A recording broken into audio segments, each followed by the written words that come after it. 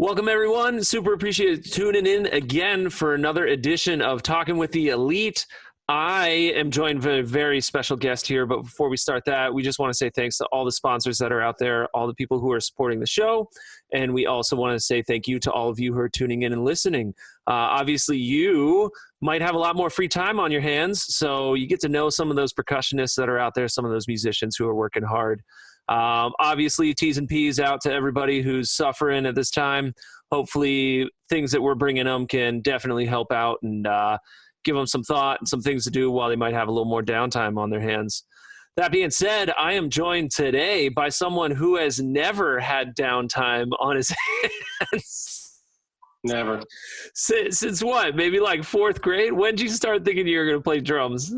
Oh, I started music when I was young. I started playing drums and piano in around like second or third grade.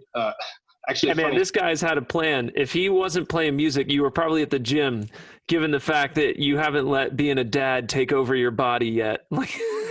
It was really funny when I was a kid. All I wanted to do was play basketball, man. I wanted to play in the NBA. I was like an avid NBA fan even as like a 5-6-year-old. I collected cards, the whole deal. I got books of cards. How tall are you, man? I'm 6'2", and I can't dunk. So I'm joined today by James Wyman, and you play for an orchestra, don't you?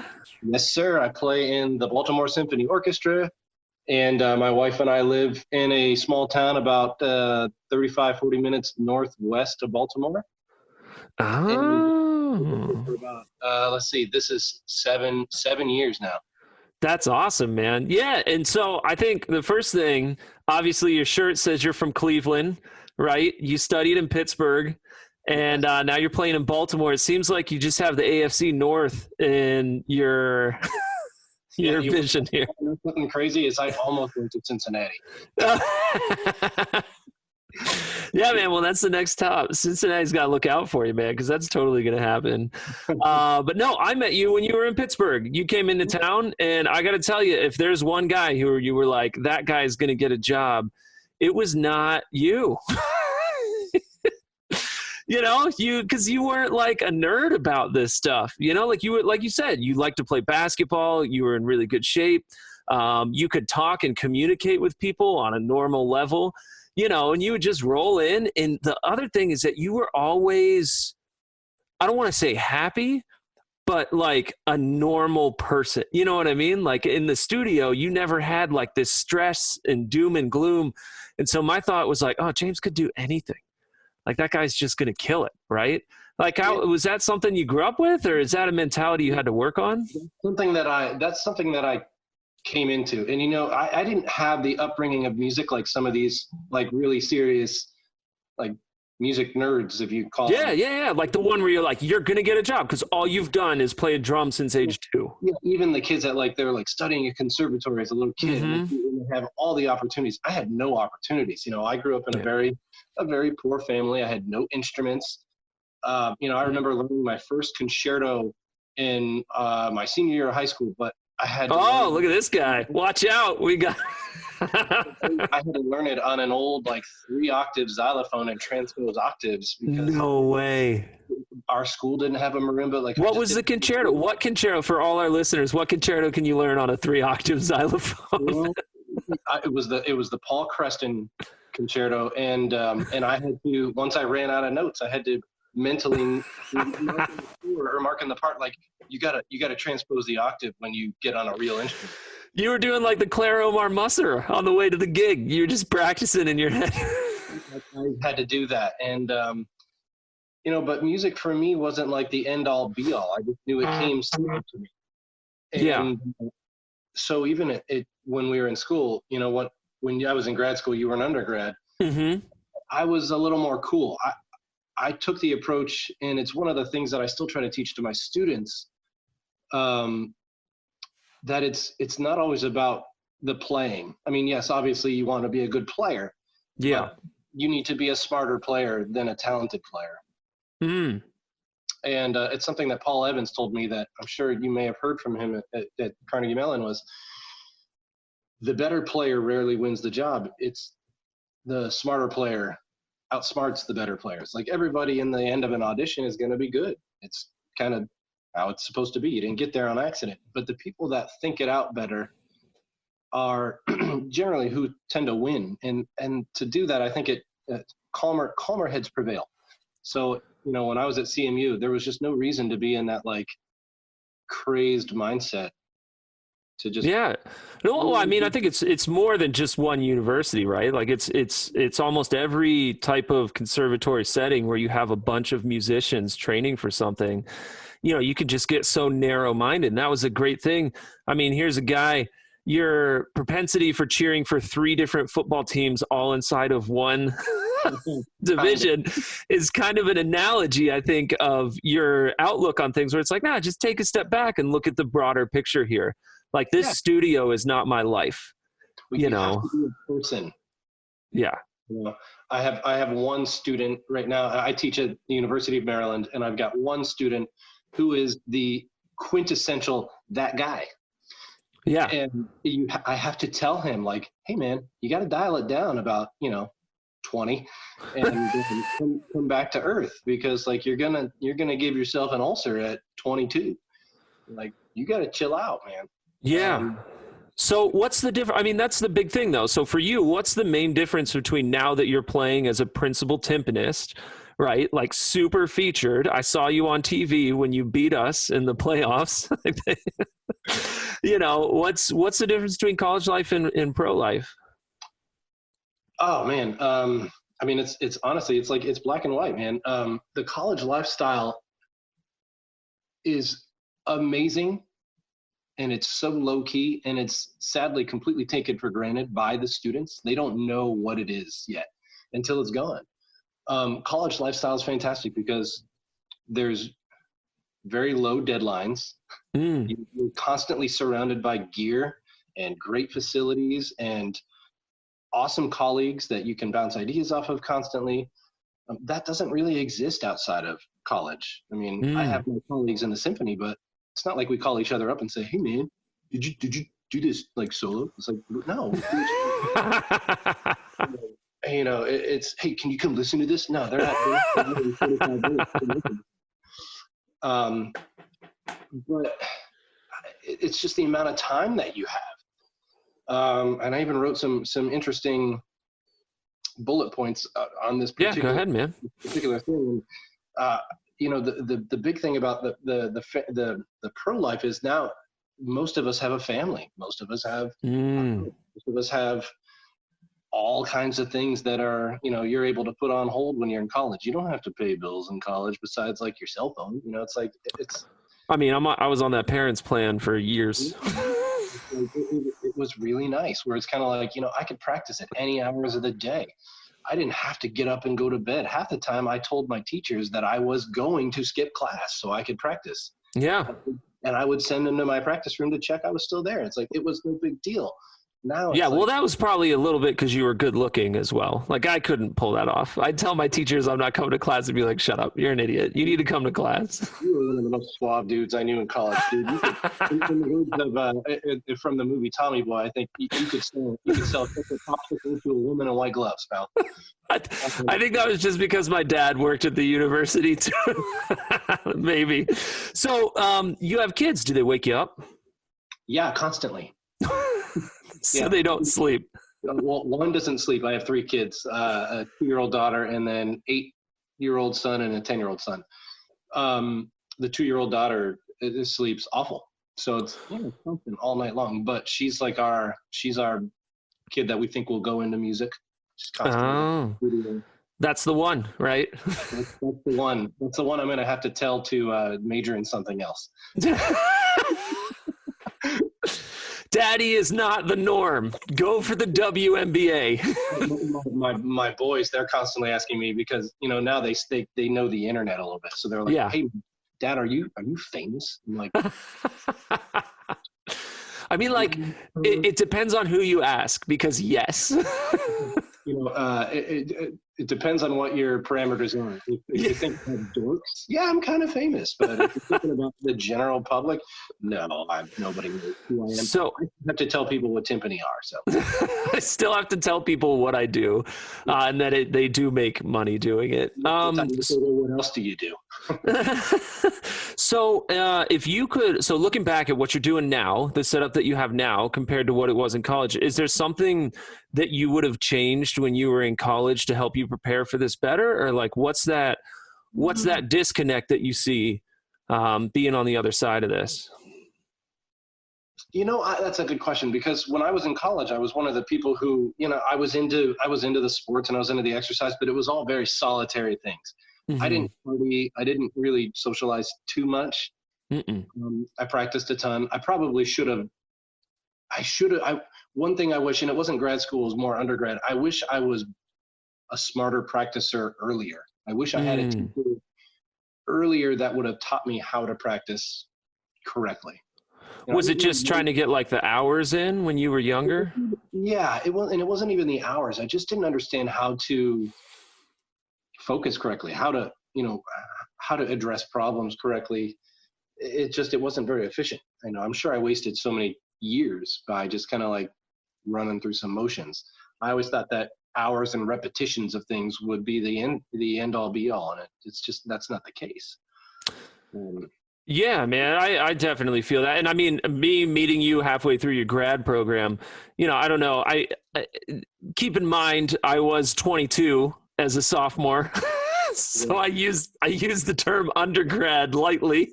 But even then, you have these goggles on where you just see these grad students and they can do nothing wrong in your eyes, like the level, what you bring to it. And that reminds me, this one story you had actually graduated, right? I had already graduated. I graduated in 2009. And then I essentially kind of took the year to gig. And when Tim left and Branson came in, he invited me in as a PRP to come in as like a non-degree. So you weren't you getting paid to play in the orchestra with us though? 'Cause they needed sub spots? No.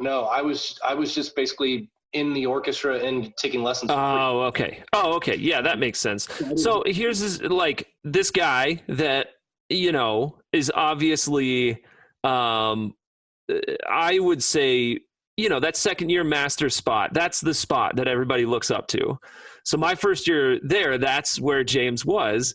And then he finishes and he's coming back and he's taking lessons and you're on the audition circuit, right? And I was already gigging in a bunch of places. Yeah. So he's like elite. You were playing in Erie. You were doing all this stuff. It's just a matter of time.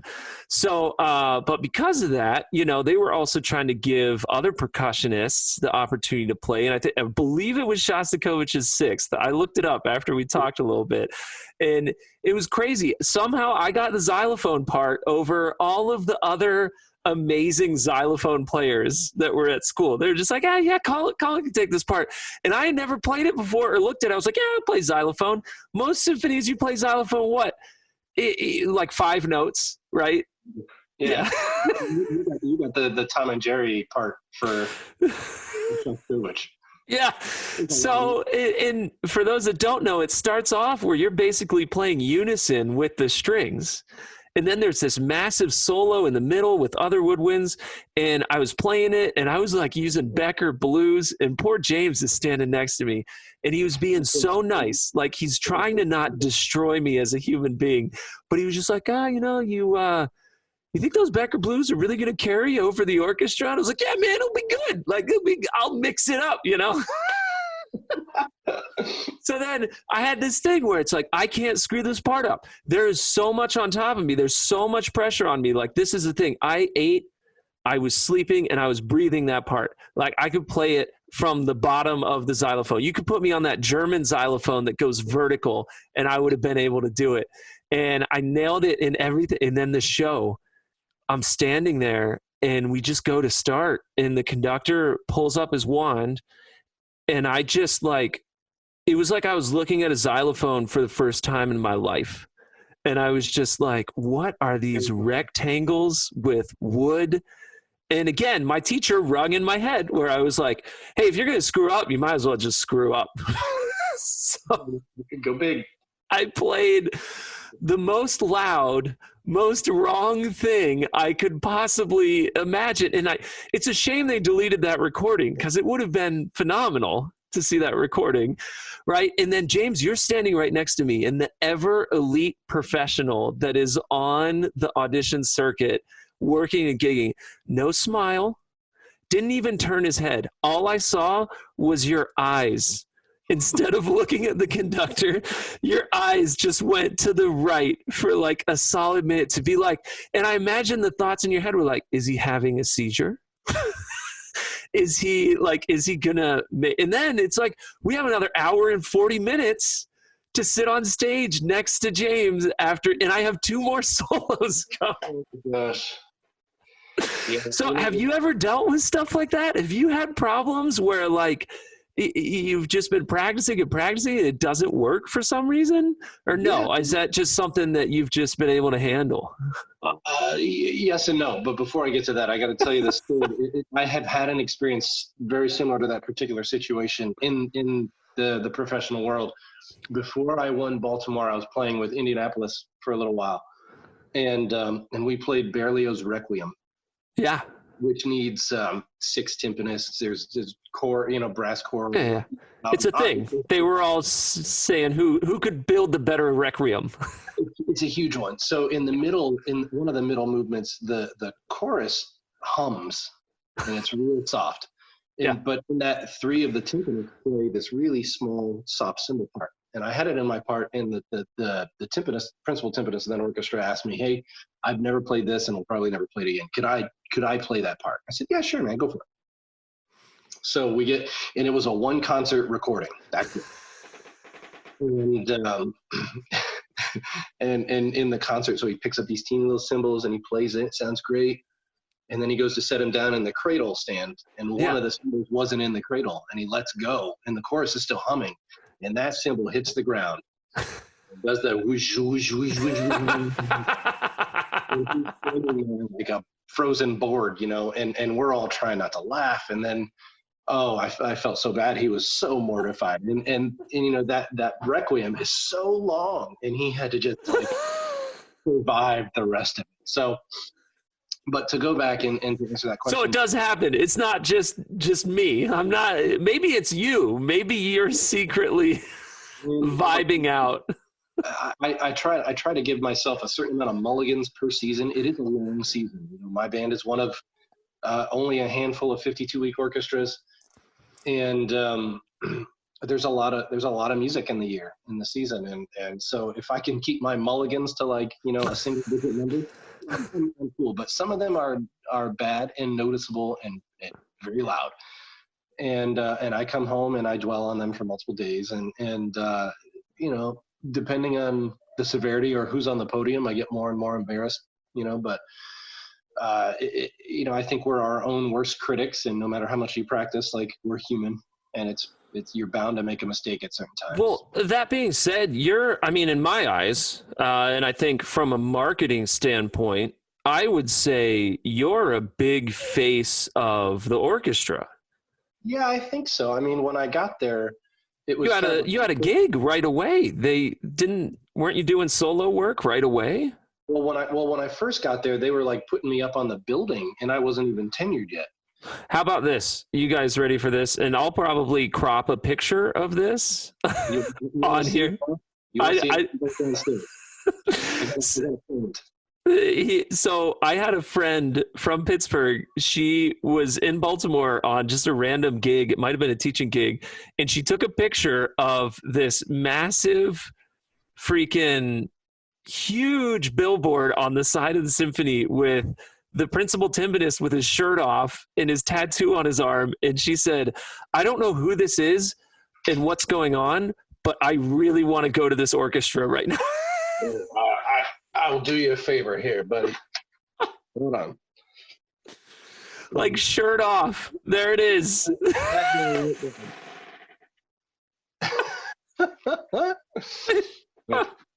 We're gonna come down in my studio right now. Just You weren't even, are you just trying to avoid kids so you don't get crushed? You don't get speared in the middle of the interview?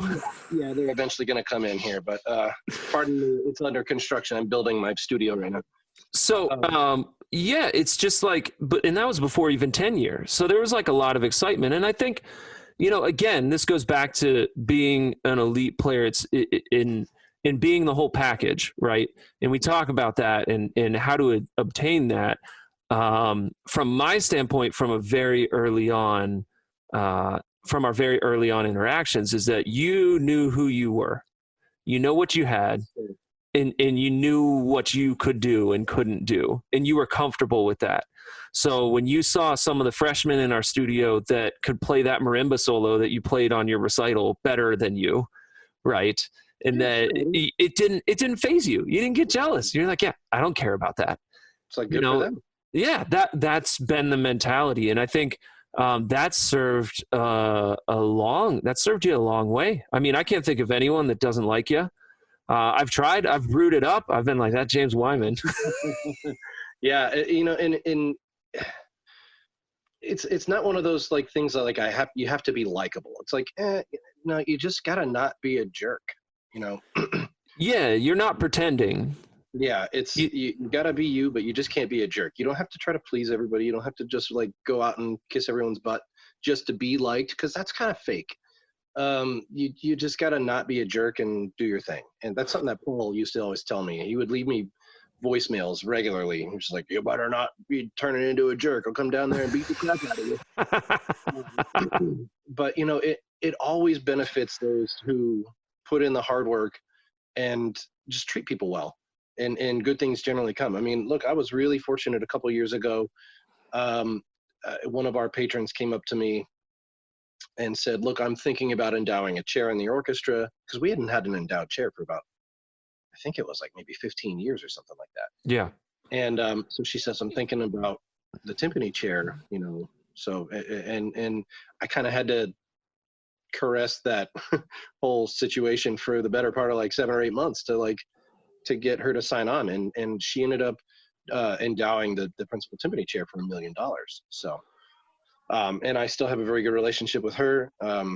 It's those kind of little things, and it's just like, does that necessarily benefit me? No, but what it did is it brought another $1 million to our endowment.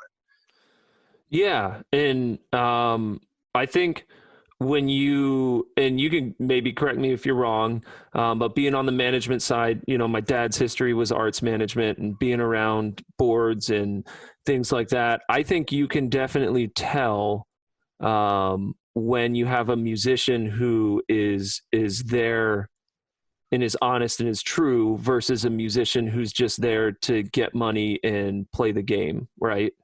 Yeah, I think you can tell. And I mean, especially the ones that they put the effort into trying to figure out what's going on. It's kind of a complex scene, the whole management versus musicians thing. And look, man, I was in the middle of a very nasty thing with my colleagues last year, where we were sadly one of the orchestras that fell victim to a standoff, and we were locked out for 3.5 months.